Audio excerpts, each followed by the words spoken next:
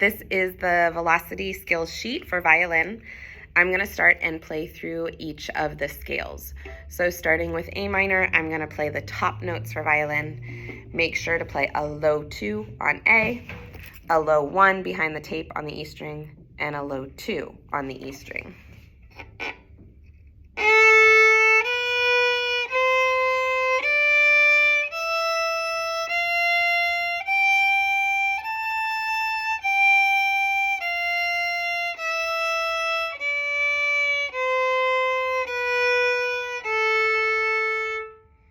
For the lower notes for A minor, we start on the G string. Here you'll use a high 2 on the tape on the G string. When you come over to the D string, you need a low 2 for the F natural.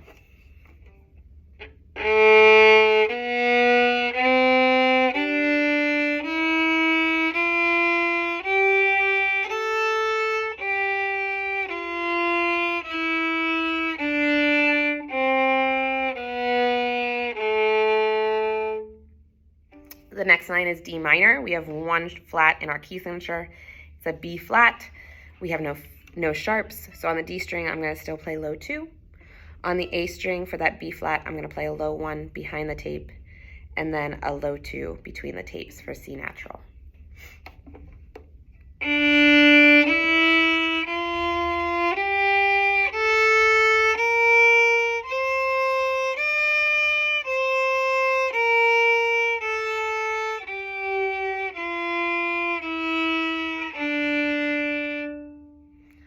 For G major, I now have one sharp in my key signature, F sharp, which means I still have to play C natural. So I'm going to start with the top notes. When I cross over to the A string, I need a low 2 for C natural. Over on the E string, first finger will go on the tape, and then low 2 for the G.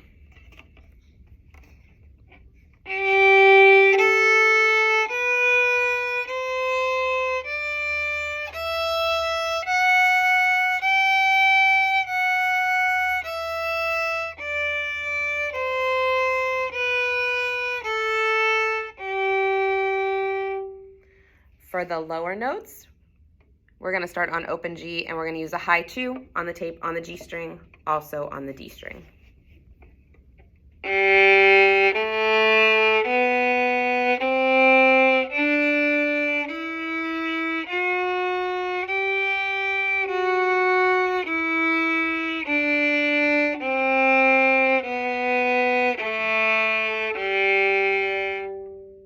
And then the last scale is E minor. It's the relative minor of G major, so it still has that one sharp in the key signature, F sharp. So I'm going to start on the D string, high 2. When I cross over to the A string, low 2 for a C natural. For the E minor, the top E, you can play open E, but I would also suggest trying to use that fourth finger on the A string instead, so you can get used to using that fourth finger.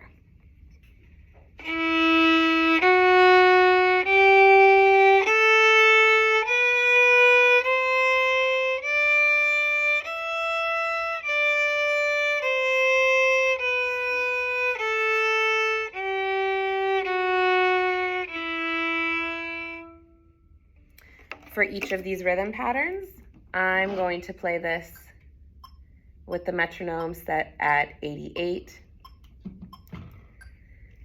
This one's a little bit quicker, so starting at 88 to make sure you get these rhythms slowly is good, but then try to start increasing the speed, working your way up until at least 120. Rhythm 1, 1, 2, 3, 4.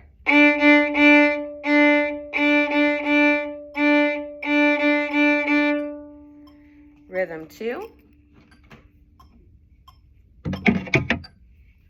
1, 1, 2, 3, 4.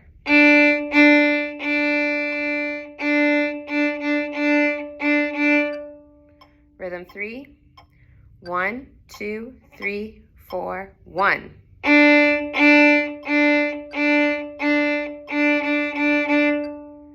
Rhythm 4. Make sure you rest for 2 beats. Play for 1, and then you rest for 2 more beats. 1, 2, 3, 4. 1, 2, 4, 1. In rhythm 5, Each time you have a rest, you're going to do a bow lift. So you do down, lift, down. 1, 2, 3, 4. Lift. And just to focus on the counting in that one, 1, 2, 3, 4. 1 and 2, 3, 4 and 1, 2, 3. For the next pattern, we have a slur. So you're going to use a fourth finger instead of playing an open A. In the first measure here, you'll have an F natural, so a low 2. And then for the A to G, you have a slur, so both notes in a down bow.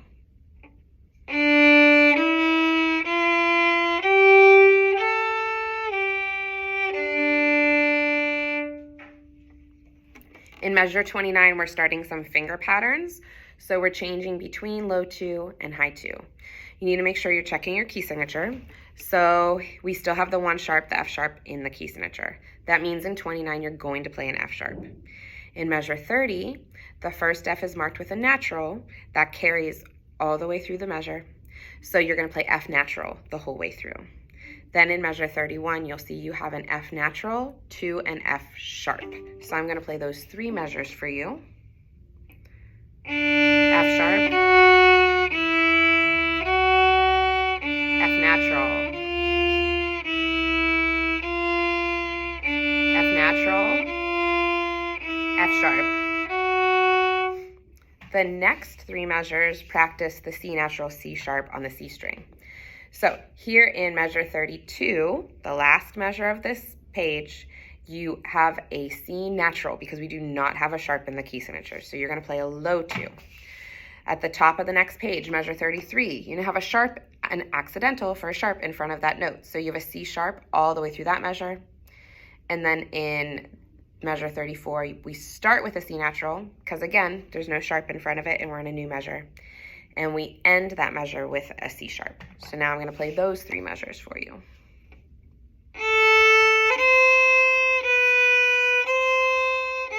C sharp, C natural, C sharp. So now I'm going to play the finger patterns, measure 29 all the way through measure 34.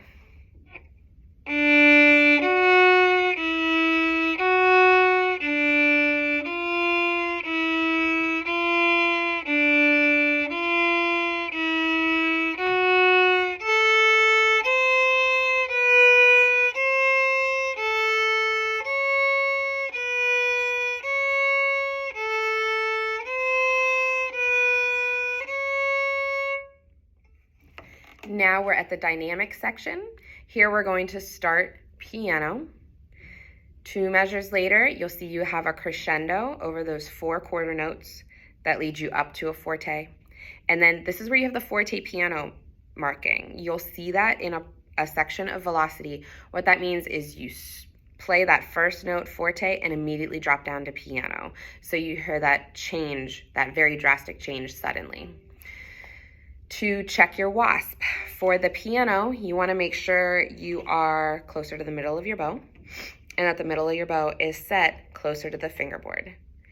As we, in measure 37, play the crescendo, you'll push your bow a little closer to the bridge, you'll use more bow, and you'll add more weight. As soon as you play the first 8th note forte, you then have to very quickly change to piano, so you'll have to use much smaller bows with very little weight. So starting here, I have my bow set very close to my fingerboard in the middle. 1, 2, 3, 4.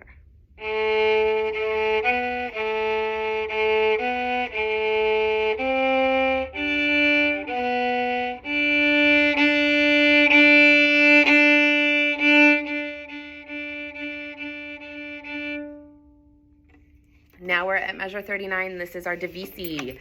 So divisi means divide. So the top note goes to the outside partner of the stand. The bottom note goes to the inside partner. So I'm going to play the top notes first.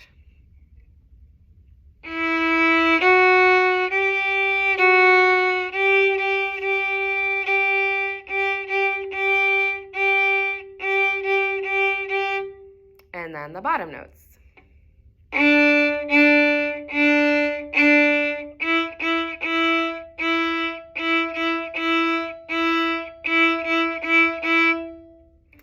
And then the entire last section here is non-divisi. So non-divisi means do not divide, which means you have to play both notes together.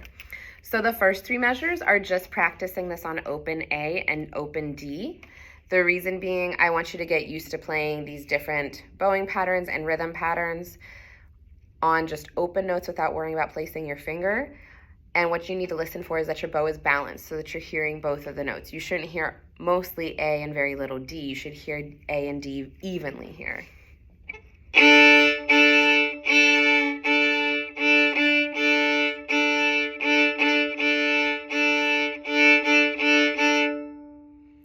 In the next measure, we're now going to start adding notes on the A string. So you're still going to play open D, and you'll be placing those notes A, B, C, D along with it.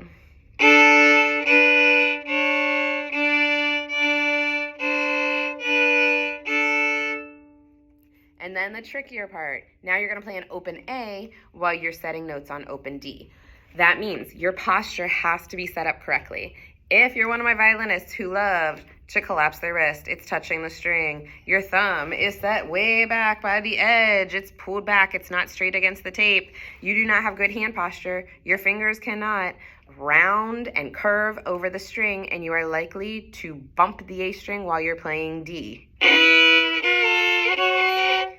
then you're going to end up with a bunch of scrunchies and scratchies. So you need to make sure your hand posture is set correctly. Get that thumb, the side of it, set by the first finger tape. Make sure that wrist is straight so that each of your fingers can round over the A string, and press your fingertips down on D so you can set those notes on D without bumping your A string.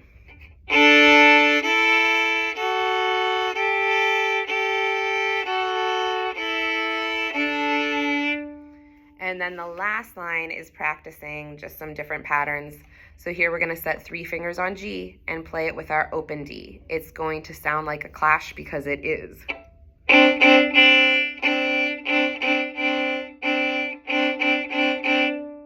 And then the last 2 measures, we're just practicing changing notes on the D string while you're playing open A.